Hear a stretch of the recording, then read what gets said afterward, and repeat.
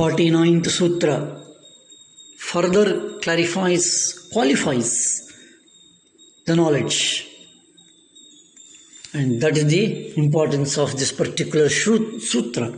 It says that Shrutanumana prajnabhyamanya vishaya vishesharthatvat.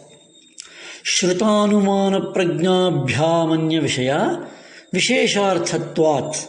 Shruta Anumana prajnabhyam anya vishayat vishesha ardhatvat. Vishesha ardhatvat. Shrita is heard. What is heard? Anumana, reference, inference. Prajna is the ordinary potentiality, cognition. Prajnabhyam, from. So the knowledge or the cognition which came from Shruta and Anumana, that is the Bhyam.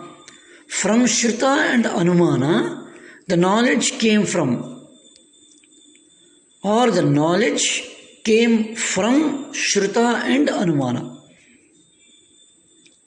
And Anya Vishaya, Anya is other, Vishaya is a subject. Vishayardhatvat. It is the Vishesharthatvat. Vishesha it is. Special significance.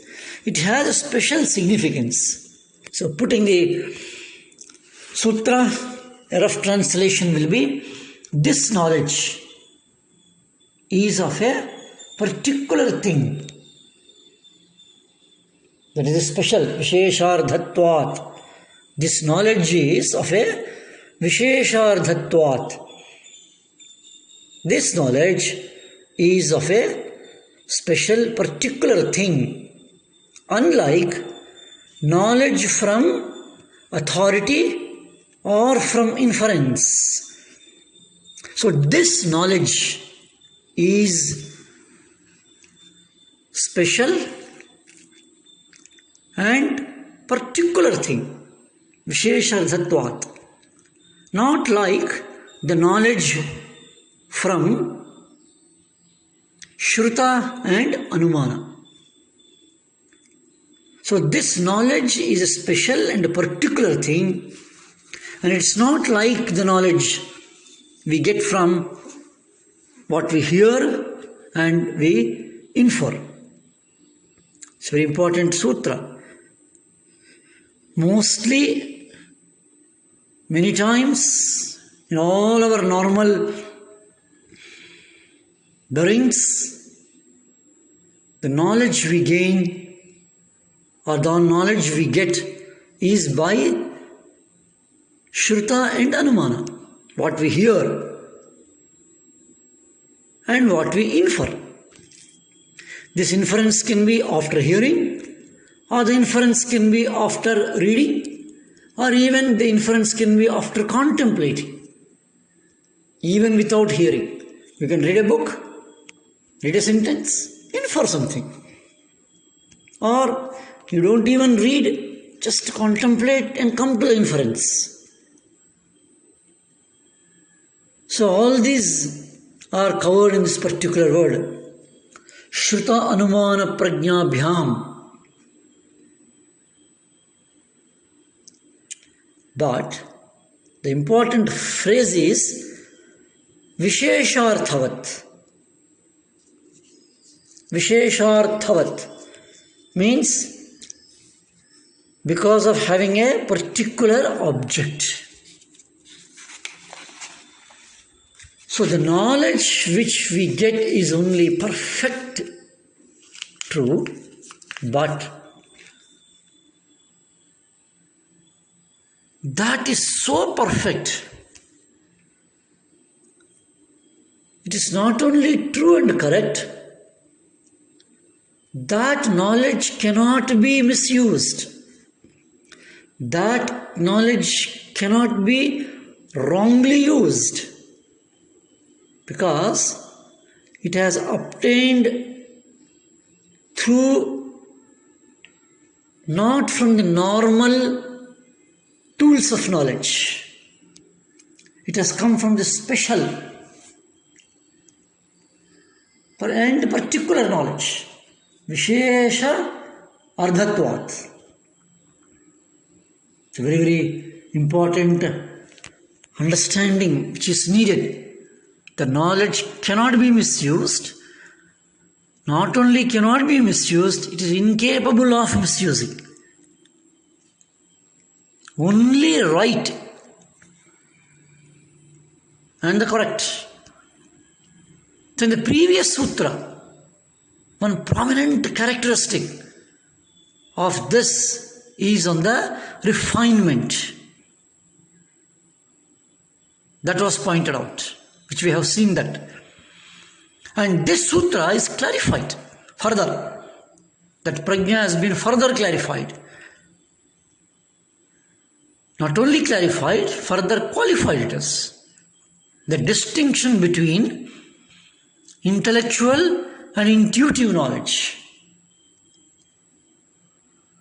There it was intellectual, and here it is intuitive knowledge. So knowledge we get by information, by hearing, and by inferences. These are all intellectual understandings.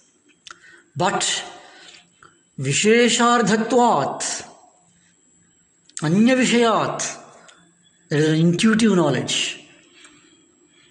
And as was pointed out in the 7th Sutra about the Pratyaksha Hanumana Agamaha, there are 3 sources of the right knowledge. Pratyaksha, Hanumana and Agama. The direct cognition, inference and the testimony. All these 3 are available in the realm of the intellect. But there is a chance of unreliable reports. Pratyaksha can be unreliable. Means, in one sense, entire pramana can be unreliable. Because basically, they are received through sense organs. Upakaranas, Indriyas. Indriyas are involved in that. So these reports by themselves do not give the right and correct knowledge. That's why there is a need to clarify and qualify. And that is what is done in this particular sutra. We hardly realize what an important part inference, reference and decisions play in our day-to-day work, day-to-day gain of knowledge. A very common example, just which comes to all of us must have undergone. Suppose we are sitting in a train and train stopped in a station and there is a platform on the left side. On the right side there is another train which stopped. Now you feel a movement. Looking at the train on the right side, when the train was moving, it strikes in the mind that, oh, whether my train is moving. To confirm which train is moving, we look at the left side of the platform, which is not moving, platform cannot move. Then we conclude, we come to the conclusion, inference, that, oh, my train is not moving. It is not only the knowledge that the train in which we are sitting is not moving, the knowledge that only the other train is moving. This is understood. So reference and inference are part of our testimonies day to day. Similarly, people have a confirmed ticket, especially which we see in the railway travels. We have a confirmed ticket. Even then, holding the ticket in the hand, a confirmed ticket holding in the hand, people go to the reservation chart and check. And then even the same chart which is pasted on the compartment, again they refer. Then again we go and sit in our own place of reservation. Still, there is anxiety in the mind. And after the TTE comes, checks and puts the tick mark, the anxiety is lost. See how many processes, systems for inference and testimony we undergo. The example is just given. Unknowingly,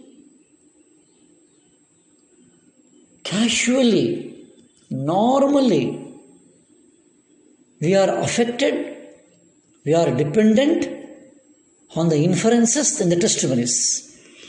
But the need for taking the help of inference and testimony arises because of the insufficient knowledge. And this insufficiency is due to the absence of the whole, the totality in the background. It is true that intuitive knowledge may not be perfect and may lack the precision and detail of the intellectual knowledge. But as far as it goes, it is free from the possibility of error and distortion. It's a very important distinction. A dim light in a big room may not give a clear picture, but it enables things to be seen in their proper proportion and perspective, which is better than groping in the darkness of intellectuality. Swami Vivekananda, commenting on this particular sutra, writes beautifully, which is worth to be heard and read. The idea is that we have to get our knowledge of ordinary objects by direct perception and by inference therefrom, and from testimony of people who are competent. By people who are competent, we always mean the rishis or the seers of the thoughts recorded in the Shastra, in the Vedas. According to them, the only proof of the scriptures is that they were the testimony of competent persons. Yet, they say the scriptures cannot take us to realization. Even the Veda and the Upanishads say that. We can read all the Vedas and yet will not realize anything. But when we practice their teachings, then we attain to that states which realizes what the scriptures say, which penetrates where reason cannot go and where the testimony of others cannot avail. This is what is meant by this particular aphorism, that realization is real religion and practice, and all the rest is only preparation. Hearing lectures or reading books or reasoning is merely preparing the ground. It is not religion. That is why somewhere Swami Vivekananda says religion is a realization.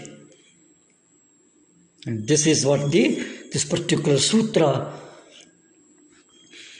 describes and enlightens us and puts an important dimension of practice and realization at higher pedestal, which is always in a higher pedestal than mere and intellectual gymnastics.